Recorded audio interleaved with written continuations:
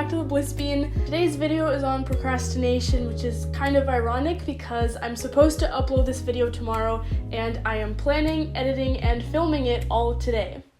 But that just means we're in the same boat and we can both benefit from the tips that I'm going to share today. Before I get started, please make sure to subscribe to the Bliss Bean and get notified about new videos that I make. Even though sometimes I do procrastinate on putting them together, I do get fun videos out every Friday. Okay, so I procrastinated so much back in elementary school because we say that procrastination runs in my family. So like one time we had to do this book report and I came up with this super fancy idea that even my teacher was like, "Are you sure you can pull this off in the amount of time you have?" And I said yes, absolutely, which ended with me the night before almost in tears. It's past midnight, the printer's not working, my mom's yelling at me for staying up late. It was pretty bad. Thankfully, I did actually learn from those incidents, and by the time I got to high school, procrastination honestly wasn't really a problem for me. I really learned to get satisfaction out of getting things done and out of the way early. But for anyone who struggled with procrastination, you know it's definitely not that simple, and so this is why I'm making this video to share some straightforward tips that you can use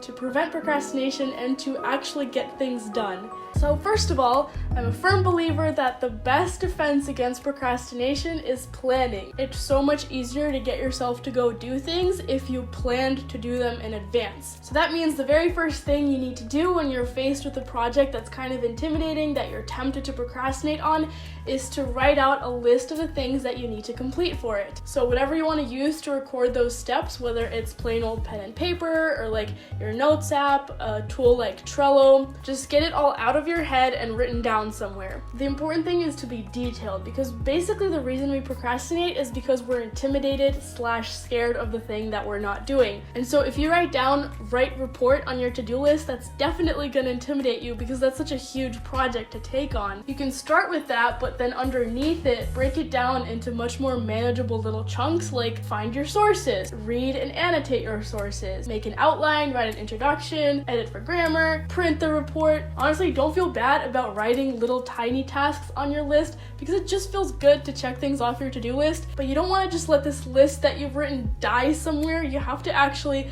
go ahead and make it time-based. So you can either assign deadlines to everything, but I like to take it a step further and actually decide on what day I plan to do each of those things. It's just much more concrete and specific, and you're making more of a commitment to yourself. So that's the first technique, is planning. Second one is pretty similar, but it's like planning on steroids. Something I do usually on non-school days, but more like when I have lots of unstructured time, is I draw out what I want my schedule for the day to look like. Basically, you have your to-do list for the day and you have your calendar, which has obligations on it probably. So then you take your to-do list and you kind of block out and chunk out the free time that you have in your day, and you try to figure out exactly when you're gonna get everything done. This is super effective because it keeps you from getting stuck on any one task. You see your schedule and you want to keep up with it. You don't want to fall behind, which kind of motivates you to work faster and efficiently and to not waste time on unimportant things. Third tip, the Pomodoro technique. Literally, I will mention this in every video I make about productivity, and I am not sorry because this is a very important technique. For anyone who is uneducated in the art of the Pomodoro technique is basically just a simple kitchen timer technique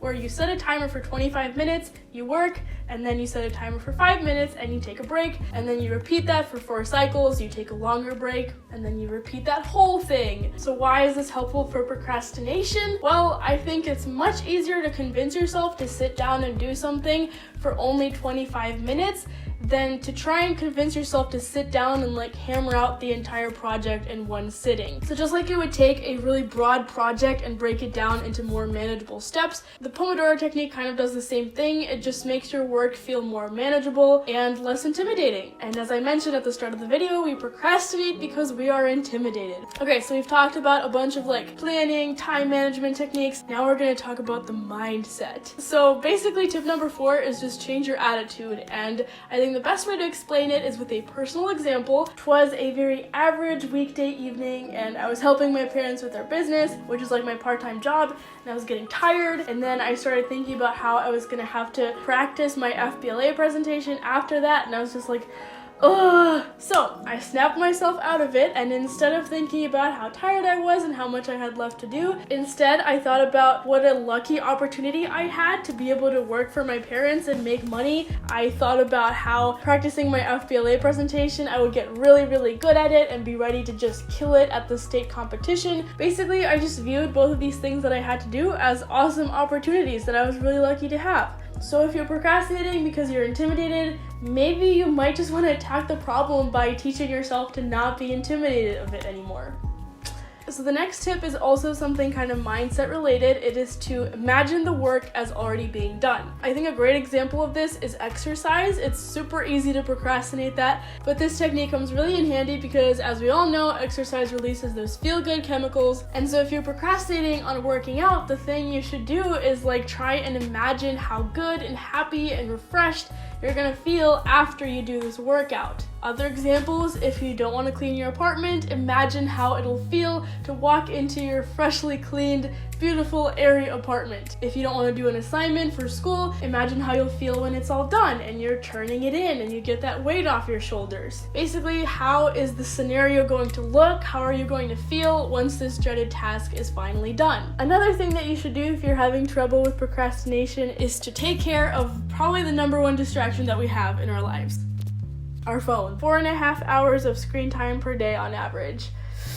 Obviously, sometimes we do use our phones for productive activities, but a lot of it I think is distraction, and sometimes it's even distraction disguised as productivity. But I think everyone can benefit from taking control over their phone habits a little bit. So a few tips for that. Whatever you have to do on your phone, especially if you're a blogger and social media is actually part of what you do and you need to check it and be active on it, I recommend trying to chunk all of those activities into one session of time. So for me on Instagram, I will post a photo, reply to comments, to messages, and comment on other photos all in one big chunk, which usually takes me about 45 minutes. Even if it's not social media, if you check emails on your phone, set aside a time to respond to all of them instead of constantly opening up your email throughout the day. This is actually super related to something called task batching, which I have a blog post on, so I'll link to that in the description. Another thing to consider doing is making your phone grayscale. I actually have that on my phone. It works differently depending on what phone you have, so just search up the instructions for your particular phone. But basically, having your phone grayscale just makes it way less distracting. You don't even notice how addicting those colors are until they're gone, especially the little badges that show up on apps with the number of notifications that you have for that app. The red color is actually so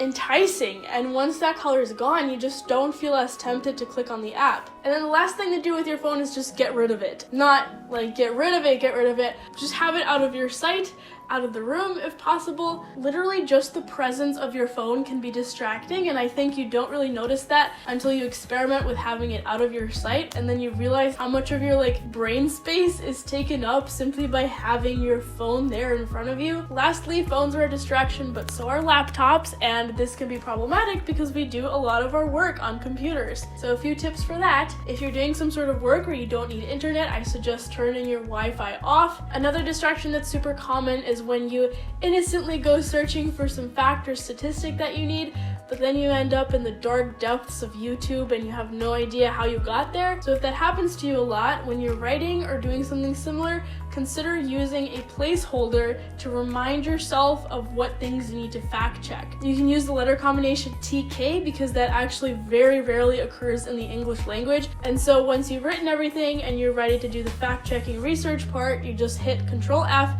and you search for all instances of TK, and that'll bring you right to everything that you wanted to look up. Lastly, for computer work, it's still important to remember to take breaks. I think it's easier to forget to do that because screens are just kind of visually stimulating and they kind of keep us energized, and so we don't notice when we're starting to get sluggish and tired and slowing down. So I think the Pomodoro breaks still really come in handy, but at the very least, just know yourself well enough to know how long you can work at a computer without your eyes and your brain getting tired, and take a little break. Before I end this video, I just want to end with some words of advice, Beatrice's words of wisdom. Actually, these are more like Tim Urban's words of wisdom, but I'm paraphrasing them. One of my favorite TED Talks ever is Tim Urban's Inside the Mind of a Master procrastinator. In it, he gives kind of a metaphor for how procrastination works, and one of the characters is like this panic monkey that jumps into action when your deadline is dangerously close. And so he explained about how the panic monkey usually will save you in situations like that, but there are a lot of things in life that don't actually have a deadline. Like maybe you want to plan a trip or start a business or even take some time for yourself. These are all things that we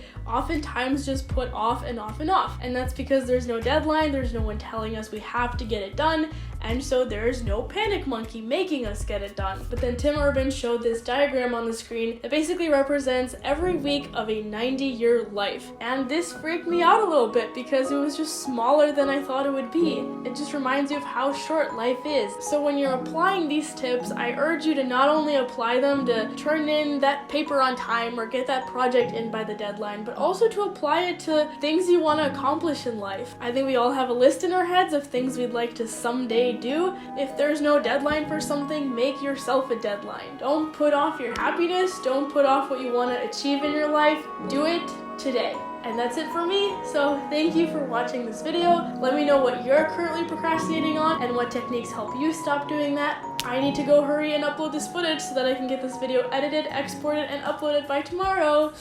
I'll see you next week. Bye!